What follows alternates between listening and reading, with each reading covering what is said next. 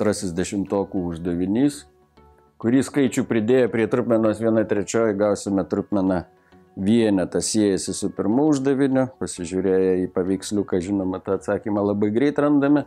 Nėra čia ką galvoti, atsakymas 2/3. Na, o jeigu jau labai norėtumėm algebriškai užrašyti, kaip mes tą gaunam, tai galėtumėm rašyti taip. tą ieškomą trupmeną pažymėkime x ir kokį skaičių pridėję prie 1/3, kaip gražiai rašau, kokį skaičių pridėję prie 1/3 gausime vienetuką. Kokį skaičių pridėję prie 1/3, tą skaičių pažymė x, gausime vienetuką, ne? Jeigu labai jau norėtumėm parodyti, kad mes mokam mąstyti, tai sudarė tokią lygtį, jie įsprendė ir gaunam tą atsakymą. Iš vieneto atėmė 2/3, kaip atimti? 3/3 vietoj vieneto, minus 1/3 lieka lygiai 2/3. Na, nereikėtų čia matyti versti dešimtainę trupmeną.